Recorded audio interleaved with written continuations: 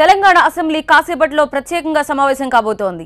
Minority, ST రిజర్వేషన్ల పెంపు, GST bill ఆమోదం కోసం ప్రత్యేకంగా ఈ సమావేశాలు నిర్వహిస్తున్నారు. మైనార్టీలోని పేదలకు మరింత మేలు చేయాలన్న లక్ష్యంతో తెలంగాణ ప్రభుత్వం వారికి ఇస్తున్న రిజర్వేషన్లను 4 నుంచి 12% పెంచాలని నిర్ణయించింది. అదేవిధంగా షెడ్యూల్డ్ తెగల రిజర్వేషన్లను జనాభా ప్రాతిపదికన 4 నుంచి 10% పెంచాలని నిర్ణయించింది.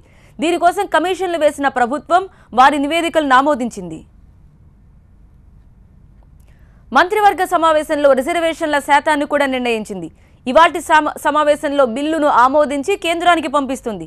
కేంద్రం ఆమోదం లభించగానే కొత్త రిజర్వేషన్లను అమలు చేస్తుంది. జనాభా ప్రాతిపదికన ఎస్సీలకు 1% రిజర్వేషన్లు పెంచాలని నిర్ణయించింది. అలాగే బీసీ రిజర్వేషన్ల పెంపుపై కూడా ప్రభుత్వం కృతనిశ్చయంతో ఉంది. ప్రతిష్టాత్మకమైన జీఎస్టీ బిల్లు ఆమోదం సహా తెలంగాణ వారసత్వ చట్టం, ఉద్యోగులకు డీఏ పెంపు వంటి బిల్లులపై సభలో చర్చిస్తారు, ఆమోదిస్తారు. సాయంత్రం 4 గంటలకు మండలి సమావేశం కూడా మొదలవుతుంది.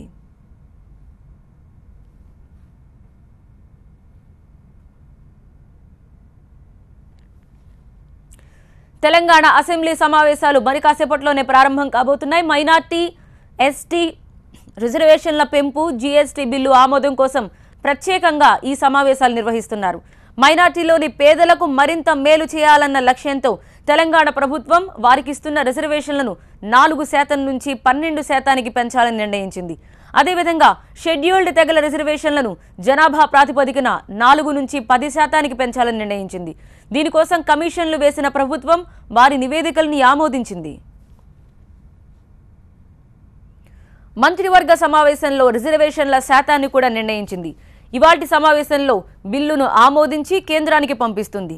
కేంద్రం ఆమోదం లభించగానే కొత్త రిజర్వేషన్లను అమలు చేస్తుంది. జనాభా ప్రాతిపదికన ఎస్సీలకు 1% రిజర్వేషన్ పెంచాలని నిర్ణయించింది. అలాగే బీసీ రిజర్వేషన్ల పెంపుపై కూడా ప్రభుత్వం కృతనిశ్చయంతో ఉంది. ప్రతిష్టాత్మకమైన జీఎస్టీ బిల్లు ఆమోదం సహా తెలంగాణ వారసత్వ చట్టం, ఉద్యోగులకు డీఏ పెంపు వంటి బిల్లులపై సభలో చర్చిస్తారు. తెలంగాణ అసెంబ్లీ సమావేశం ప్రారంభమైంది. లైవ్ లో చూద్దాం. Been laid and placed. Honorable CM Garu.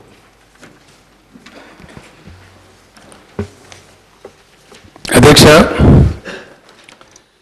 I beg to move that leave be granted to introduce the Telangana backward classes, scheduled castes and scheduled tribes, reservation of seats in educational institutions and of appointments or posts in the services under the state bill 2017. The question is that the bill be introduced. Ayes have it, ayes have it. The motion is carried and the bill is introduced. With the consent of the House and as decided in the BSc yesterday, we will take up for consideration the bills included in the agenda, duly suspending rules 97 and 98 of the rules of procedure. Gaurav Mukhyamantri garu. Adhyaksha, I beg to move that the Telangana backward classes, scheduled castes and scheduled tribes, reservation of seats in educational institutions and of appointments of posts in the services under the state bill 2017 be taken into consideration. Motion moved. I request the Honorable Chief Minister to explain the salient features. Adhyaksha,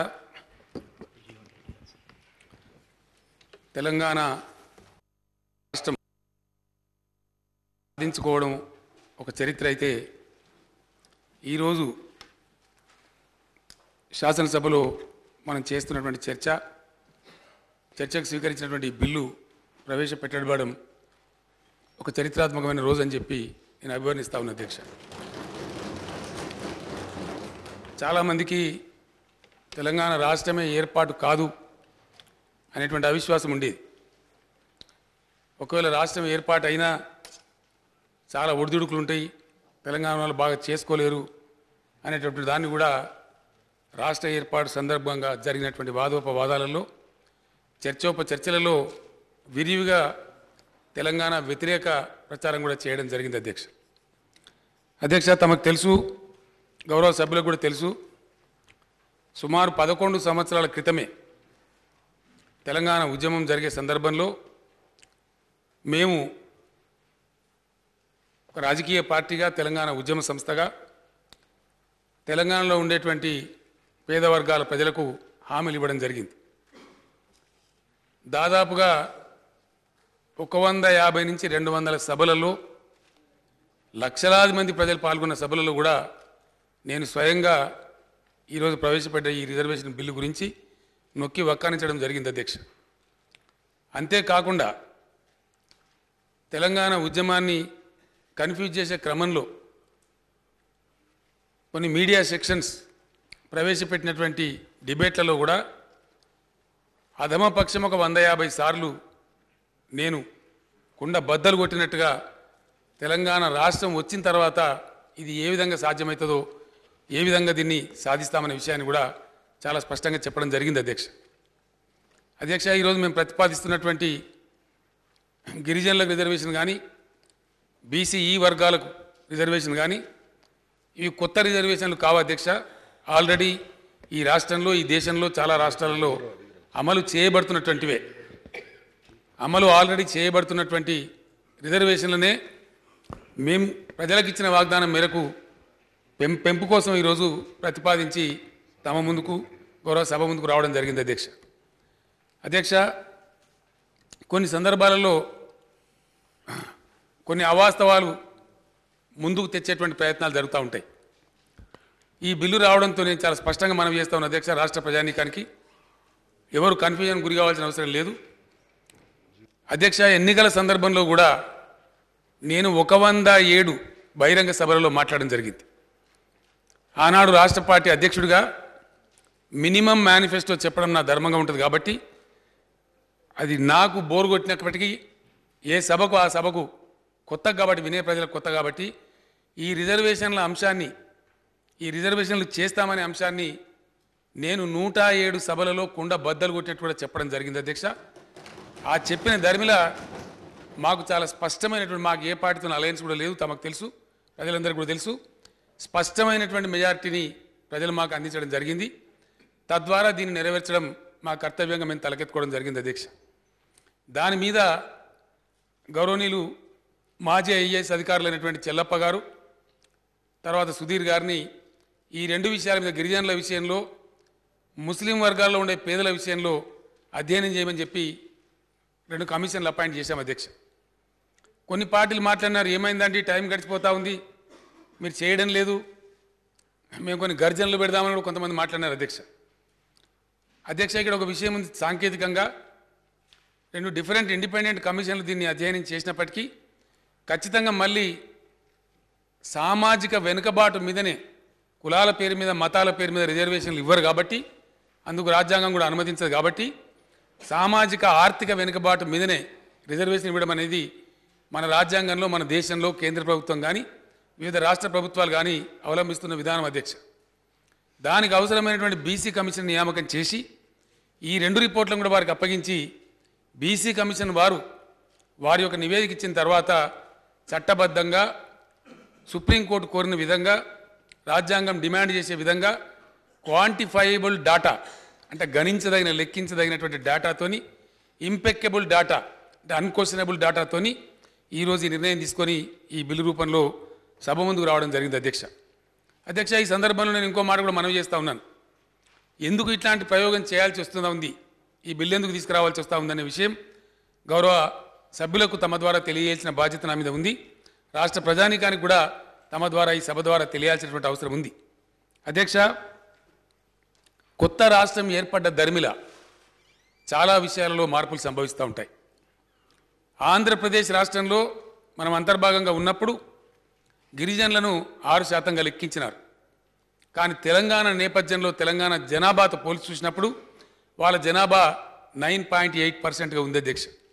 ఇది census లెక్క, ఇది ఎవరు అబద్ధం చెప్పగలిగింది కాదు. This is what is the data of the census of 2011 అధ్యక్ష. దానిలో వాల్మీకి బోయ అనే కులం మాకు ఆంధ్రప్రదేశ్లో ఉన్నప్పుడు కూడా వాళ్ళ గ్రౌస్ అధ్యక్ష అనేక వినతి పత్రాలు ఇవ్వడం జరిగింది, వాళ్ళు పోరాటాలు చేయడం జరిగింది, చెలో అసెంబ్లీ కూడా రావడం జరిగింది, స్పీకర్ గారు కూడా కలవడం జరిగింది. ఆ రోజుల్లో టీఆర్ఎస్ అధ్యక్షునిగా నాకు కూడా వాళ్ళు చెప్పడం జరిగింది అధ్యక్ష. ఆంధ్రాలో ఉన్న బోయలేమో ఎస్టీలలో కలిపారు, మమ్మల్ని కలపలేదని చెప్పి తెలంగాణలో ఉన్నటువంటి వాల్మీకి బోయ అనే కులం బాధతో ఉన్నారు. అదేవిధంగా లంబాడీలలో ఉన్నటువంటి వాళ్ళు కాగిత లంబాడి అనేటువంటి కులం, కొప్పు లంబాడి లేదా కాగిత లంబాడి అని మనం వివరిస్తూ ఉంటాం. వాళ్ళు కూడా మమ్మల్ని లంబాడీలలో ఉన్న వాళ్ళని తీసి బయట పెట్టినారు అనే బాధ వ్యక్తం చేసి కల్పమని చెప్పి కోరినారు అధ్యక్ష. దాని మీదనే కమిషన్లు ఇప్పుడు నిర్ధారించిన లెక్కల ప్రకారం ఈరోజు వాళ్ళని కూడా చేరిస్తే 9.8గా ఉన్నటువంటి ఎస్టీలతో పాటు 9.08గా ఉన్నటువంటి ఎస్టీలతో పాటు వీళ్ళని కూడా కలిపినట్టయితే ఒక 10% రిజర్వేషన్ సరిపోద్ది అనేటువంటి విషయం వచ్చిన సందర్భంలో అది ఆ విధంగా ప్రతిపాదించడం అయింది అని చెప్పి తమ ద్వారా గౌరవ సభ్యులకు తెలియజేస్తా ఉన్నా అధ్యక్ష.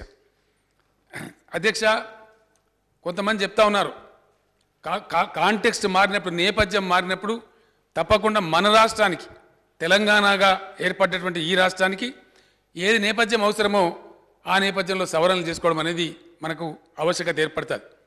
ఈరోజు దళితుల అధ్యక్ష, దళితుల జనాభా 15 చిల్లరగా చూడబడతా ఉంది. కానీ వాస్తవంలో 16.3 దాటిపోయినటువంటి పరిస్థితి మనకు కనపడతా ఉంది. అక్కడ కూడా ఒక 1% ఎస్సీలకు తప్పకుండా పెంచాల్సిన అవసరం ఉంది అధ్యక్ష. ప్రభుత్వం ఆ 1% కూడా పెంచడానికి సిద్ధంగా ఉంది. దానికి అనుగుణంగా మేము ఎస్సీ కమిషన్ కూడా త్వరలోనే అపాయింట్ చేయబోతా ఉన్నాం. ఈ రిజర్వేషన్ పెంచాలంటే ఊరికి ఆఫీజాడ్గా పెంచడానికి ఉండదు. ఖచ్చితంగా కమిషన్ నియమించి టీఓఆర్ ఇచ్చి టర్మ్స్ ఆఫ్ రెఫరెన్స్ ఇచ్చి నివేదిక తెప్పించే రిజర్వేషన్ పెంచాల్సిన అవసరం ఉంటుంది. కాబట్టి నిన్న మొన్న 2 దఫాలుగా జరిగినటువంటి క్యాబినెట్లో ప్రభుత్వం స్పష్టంగా నిర్ణయం తీసుకున్నది. దళితులకు కూడా తప్పకుండా పెరిగిన జనాభా దృష్ట్యా, నేపథ్యం మారి కొత్త రాష్ట్రం ఏర్పడ్డ దృష్ట్యా ఈ రాష్ట్రంలో ఉన్న వాళ్ళ జనాభా ప్రపోర్షన్లో ఇవ్వాలని చెప్పి ఒక 1% దళితులకు కూడా పెంచాలని కూడా నిర్ణయించినామని చెప్పి సందర్భంగా మనవి చేస్తూ ఉన్నాను అధ్యక్ష. అదేవిధంగా అధ్యక్ష, కొన్ని అపోహలు సృష్టించేటువంటి కార్యక్రమాలు కొంతమంది ప్రచారం చేస్తూ ఉన్నారు. ఈ బిల్లు పెట్టడం ద్వారా బ్యాక్వర్డ్ క్లాసెస్కి అన్యాయం జరుగుతుందని చెప్పి మాట్లాడేటువంటి పెద్దలు కూడా కొందరు ఉన్నారు. నేను బ్యాక్వర్డ్ క్లాస్ ప్రజలకు స్పష్టమైన హామీ ఇస్తా ఉన్న అధ్యక్ష, ఎట్టి పరిస్థితులలో ఈ పెంపుదల ద్వారా బీసీలకు ఎటువంటి అనుమానం కూడా అక్కరలేదు. వాళ్ళ రిజర్వేషన్లకు ఎటువంటి ముప్పు కూడా ఉండదు. అంతేకాకుండా నిన్న క్యాబినెట్లో ప్రభుత్వం నిర్ణయం తీసుకున్నది. ఖచ్చితంగా బీసీల రిజర్వేషన్ కూడా పెంచవలసిన అక్కర ఉంది. ఆ విషయాన్ని బీసీ కమిషన్ కూడా అప్పగిస్తూ ఉన్నాం. వాళ్ళకు ఖచ్చితంగా 6 months లోపే నివేదిక ఇవ్వమని చెప్పి కూడా ప్రభుత్వం ఆదేశం కూడా ఇస్తూ ఉంది. ఒకసారి ఆ నివేదిక వచ్చిన తర్వాత బ్యాక్వర్డ్ క్లాసెస్ వాళ్ళకు కూడా తప్పకుండా రిజర్వేషన్ బిల్లు తీసుకొని మళ్ళీ నేనే ప్రతిపాదించి ఈ సభ ముందుకు రావడం జరుగుతుందని కూడా తమ ద్వారా మనవి చేస్తూ ఉన్నా అధ్యక్ష. నేను ఇంకో మాట మనవి చేస్తూ ఉన్నాను. ఈ సందర్భంగా చెప్పవలసిన మాట I want to go in to record also అధ్యక్ష. భారత ప్రభుత్వానికి నేను ఒక అప్పీల్ కూడా చేయదలుచుకున్నాను. ఈ సందర్భంలో ఒక బాధ్యత గల ముఖ్యమంత్రిగా, ఒక రాష్ట్ర ముఖ్యమంత్రిగా ఒక అప్పీల్ కూడా నేను చేయదలుచుకున్నాను. ఈరోజు కంపోజిషన్ చూస్తూ ఉంటే దేశంలో మన దేశమే యూనిటీ ఇన్ డైవర్సిటీ, భిన్నత్వంలో ఏకత్వంతో ఉండేటువంటి దేశం మనది. ఆ గొప్ప సంప్రదాయాన్ని ఆచరించి 7 దశాబ్దాలుగా ప్రపంచం ముందు చాలా ఆదర్శంగా నిలుస్తున్నటువంటి దేశం మనది. ఇంత డైవర్సిటీలో కూడా ఇంత యూనిటీ ఈ దేశంలో ఎట్లా ఉంటుందని చెప్పి అనేక సందర్భాలలో నేను పార్లమెంట్ సభ్యుని ఉండే టైంలో కూడా వచ్చినటువంటి అనేక విదేశీ బృందాలతోని నేను షేర్ చేసుకోవడం జరిగింది. We really appreciate your country, this is Mr Gandhi's country, Gandhi గారి కంట్రీ అని చెప్పి వారు నేర్పిన సహనశీలత బాగా ఉందని చెప్పి వాళ్ళందరూ కూడా మన దేశాన్ని పొగిడిపోయినారు అధ్యక్ష. నేను ఈరోజు వస్తున్నటువంటి ఈ చర్చలో నుంచి, ఈ బిల్లు పెట్టే సందర్భంలో ఉత్పన్నమవుతున్నటువంటి సామాజిక చర్చలో నుంచి కలుగుతున్న అభిప్రాయాన్ని నేను స్పష్టంగా కుండ బద్దలు కొట్టినట్టుగా చెప్పదలుచుకున్న అధ్యక్ష. భారత ప్రభుత్వానికి నేను అప్పీల్ చేస్తా ఉన్నా, ఒక్కొక్క రాష్ట్రంలో ఒక్కొక్క కంపోజిషన్ ఉంది. ఈరోజు రిజర్వేషన్లు కూడా ఒక రకంగా లేవు. వాస్తవానికి సుప్రీంకోర్టు కూడా ఇచ్చినటువంటి జడ్జిమెంట్లోనే వెసులుబాటు కూడా కలిగించారు. రాజ్యాంగంలో కూడా 50% రిజర్వేషన్ ఉండాలని ఎక్కడ పొందుపరచబడలేదు అధ్యక్ష. ప్రపోర్షన్ టు ద పాపులేషన్ అని చెప్పినారు.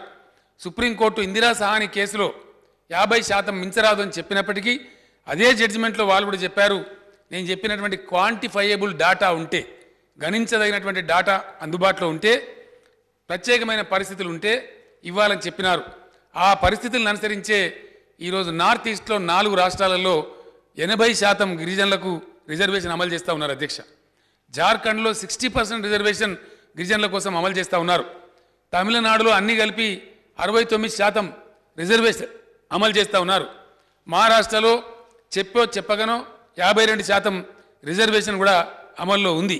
ఈ విధమైనటువంటి పరిస్థితులన్నీ కూడా భిన్నంగా మనకు కనపడతా ఉన్నాయి. తెలంగాణ రాష్ట్రం కూడా నేను అనేక పర్యాయాలు చెప్పిన పద్ధతులలో డెఫినెట్గా ఇది 90% పైబడి ఎస్సీ ఎస్టీ బీసీ మైనారిటీలు ఉన్నటువంటి రాష్ట్రం ఈ తెలంగాణ రాష్ట్రం కాబట్టి ఖచ్చితంగా ఈ 50% పరిమితి మన రాష్ట్రానికి సరిపోదు. ఖచ్చితంగా రిజర్వేషన్ల శాతాన్ని పెంచవలసినటువంటి అవసరం ఉంది. ఆ ధర్మిల కేంద్ర ప్రభుత్వానికి నేను అప్పీల్ చేస్తూ ఉన్నాను.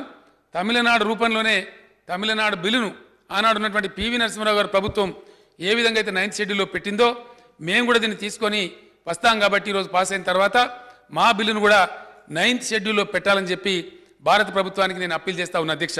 ఇంకొక అప్పీల్ కూడా భారత ప్రభుత్వానికి నేను స్పష్టంగా చేయదలుచుకున్నా. కారణం ఏంటంటే అధ్యక్ష, ఇది అప్రాప్రియేట్ టైం అని కూడా నేను భావిస్తా ఉన్నా. మన శాసనసభ రికార్డులో కూడా ఉండాలని చెప్పి నేను భావిస్తా ఉన్నా అధ్యక్ష. ఈ చారిత్రకమైన బిల్లు మన సభలో ప్రవేశపెట్టే ఈ నేపథ్యంలో, మనం కొత్త రాష్ట్రంగా అవతరించిన ఈ నేపథ్యంలో తప్పకుండా దేశంలో ఉన్నటువంటి పరిస్థితులను గమనించి నేను ఈ మాట మనవి చేస్తా ఉన్నా. స్వాతంత్రం వచ్చి 70 సంవత్సరాలు గడిచిపోయింది అధ్యక్ష. ఆనాడున్న జనాభా ఈరోజు 4 రెట్లకు పెరిగిపోతూ ఉంది. అవసరాలు మారిపోతూ ఉన్నాయి. దేశంలో లిటరసీ పర్సెంటేజ్ పెరిగింది, అక్షరాస్యత శాతం పెరిగింది, ప్రజలకు విషయాలు తెలిసినాయి. కాబట్టి ఎవరైతే ఇంకా అడుగున ఉన్నారో వాళ్ళందరూ తమ హక్కుల కోసం పోరాటాలు చేస్తూ ఉన్నారు.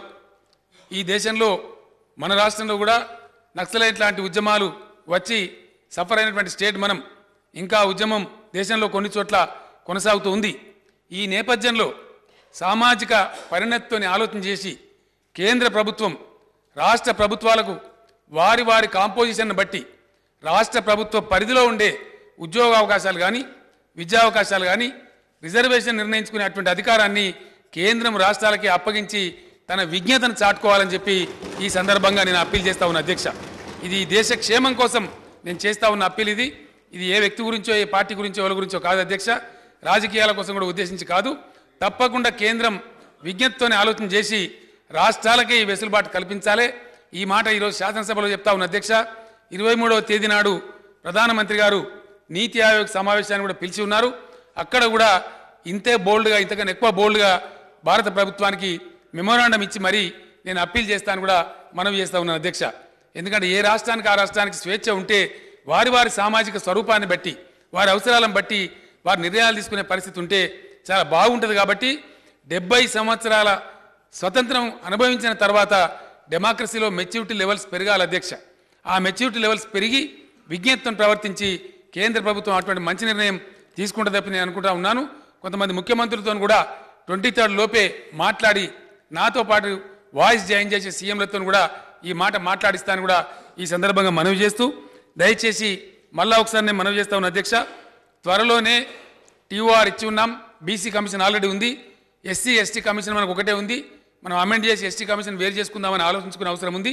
దాని పద్ధతి ప్రకారం ఎస్సీలకు పెంచేటువంటి 1% రిజర్వేషన్ కావచ్చు, బీసీలకు ప్రతిపాదించేటువంటి రిజర్వేషన్ కావచ్చు, ఖచ్చితంగా మనం ముందుకోతామని చెప్పి బీసీలకు కూడా రిజర్వేషన్ పెరుగుతుంది. బీసీలకు ఎట్టి పరిస్థితులలో కొన్ని పార్టీలు చేస్తున్నటువంటి దుష్ప్రచారం లాగా ఎట్టి పరిస్థితుల్లో వాళ్ళకి ఇబ్బంది జరగదు, వాళ్ళు నిశ్చింతగా ఉండవచ్చు అని చెప్పి నేను మనవి చేస్తూ, అధ్యక్ష ఒక చిన్న ఉదాహరణ ఈ సందర్భంలో నేను మనవి చేస్తా ఉన్నా.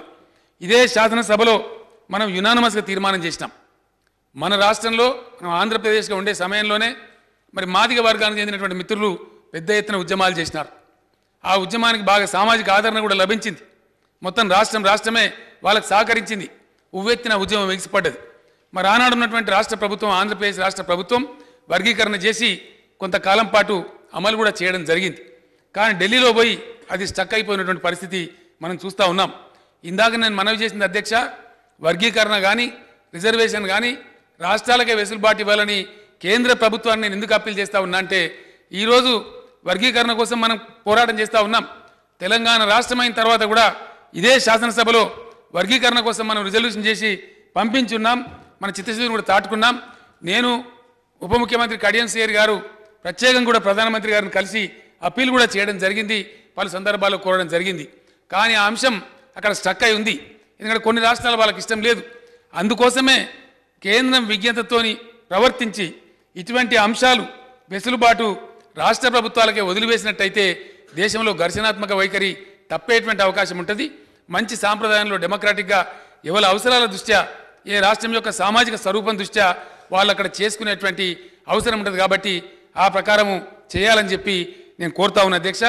ఆ ప్రకారం కేంద్రం ముందుకు వస్తుందని కూడా నేను ఆశిస్తా ఉన్నా. రిప్లై సందర్భంలో మిత్రులు మళ్ళీ చాలా కోరిసెడతారు కాబట్టి ఆ సందర్భంలో ఇంకేమైనా సందేహాలు ఉంటే నివృత్తి చేస్తానని మనవి చేస్తూ ఈ బిల్లును పాస్ చేసి ఏకగ్రీవంగా దీన్ని ఆమోదించి మన సభ గౌరవాన్ని పెంచి సభ్యులందరూ గౌరవనీయులు సహకరించాలని చెప్పి కోరుతూ నేను విరమిస్తా ఉన్నా అధ్యక్ష. జీవన్ రెడ్డి గారు.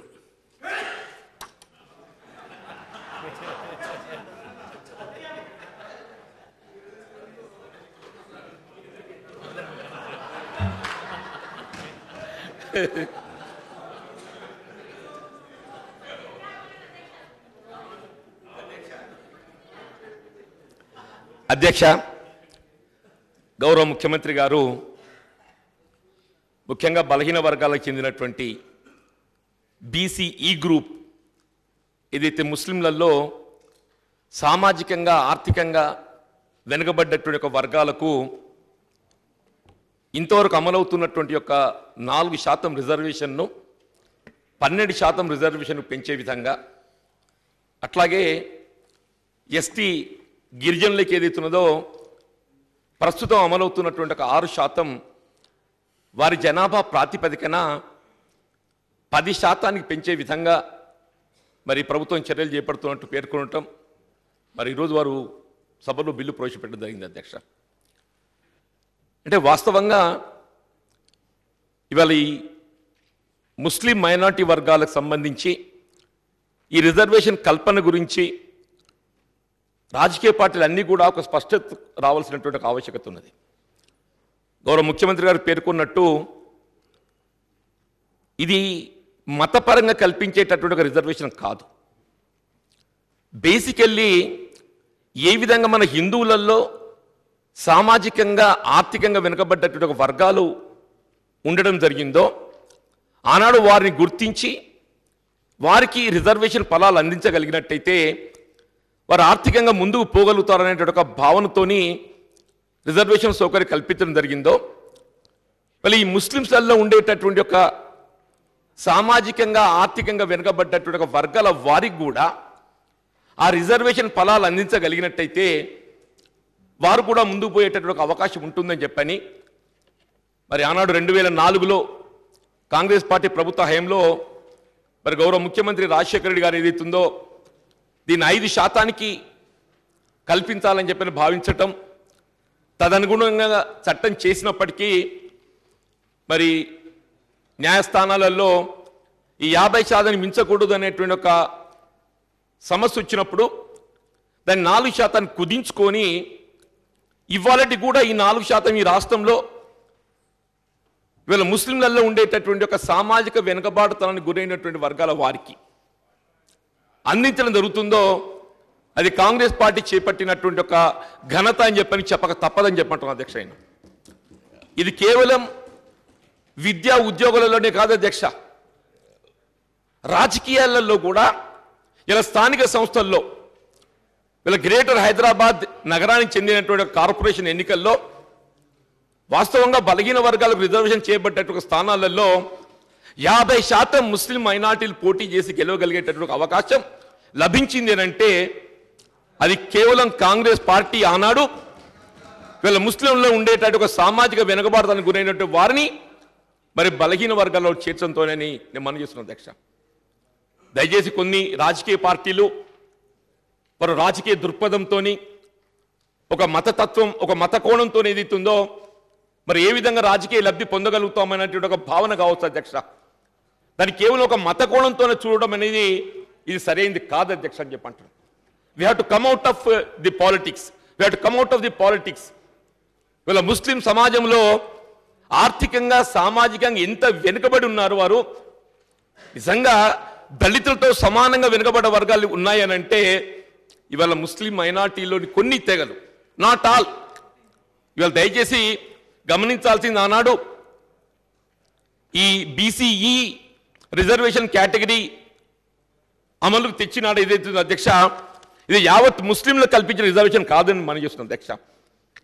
ఇది కేవలం షేక్, సిద్ది, యాబా, హబర్షి, తుర్కకాష, జింక సాహెబులు, ఇట్లా చాలా నిరుపేద రజక చాకలి ఇటువంటి వారికి అందరూ కల్పించారు అధ్యక్ష. వీళ్ళ ముస్లింలలో ఉండేటటువంటి ఒక ప్రధానమైనటువంటి ఒక తెగల అధ్యక్ష అని చెప్పి అంటున్నా. సయ్యద్, మొఘల్, పఠాన్, ఇరానీ, అరబ్, బోరా లేదు వీళ్ళకు. నేను అది చెప్పదలుచుకున్నాను. నేను వీళ్ళు బయటి సమాజానికి ఏ విధంగా ప్రచారం తీసుకెళ్తున్నారంటే వీళ్ళ టీఆర్ఎస్ పార్టీ ఎన్నికల ప్రణాళికలో పేర్కొనడం, కాంగ్రెస్ దానికి వత్తాసు పలకడం, మరి ఇది హిందువులకు ఏదైతుందో బలహీన వర్గాలకు ఏదో అన్యాయం జరగబోతుందనే ఒక భావన కలిగించే విధంగా దుష్ప్రచారం చేయటం ఇది సరైనది కాదని చెప్పని ఈ సభా వేదికను మనం చేస్తున్నాం అధ్యక్ష అంటున్నాను. దాంతోపాటుగా రాష్ట్ర ప్రభుత్వానికి సంబంధించి కూడా అధ్యక్ష అంటున్నాను నేను. మీకు తెలియదు కాదు అధ్యక్ష, టీఆర్ఎస్ పార్టీ వాళ్ళ ఎన్నికల ప్రణాళికలు ఇప్పుడే గౌరవ ముఖ్యమంత్రి గారు పేర్కొన్నారు. अगर टीआरएस पार्टी हुकूमत में आए तो 4 महीने के अंदर 12% रिजर्वेशन हम अमल में लाएंगे बोल के ఇది మైనార్టీ ఎస్టీ రిజర్వేషన్ల పెంపుకు సంబంధించి జీఎస్టీ బిల్లు ఆమోదం కోసం ప్రత్యేకంగా ఏర్పాటైన సమావేశంలో చాలా క్లియర్గా తెలంగాణ ముఖ్యమంత్రి కేసీఆర్ మాట్లాడుతూ ప్రలోభాలు గురయ్యే విధంగా కొంతమంది ప్రచారం చేస్తున్నారని, కానీ ఎవ్వరికీ ఎటువంటి లోటు నష్టం కలగకుండా రిజర్వేషన్లను అమలు చేయడానికే తెలంగాణ ప్రభుత్వం నడుమిగించిందని స్పష్టంగా చెప్తున్నారు.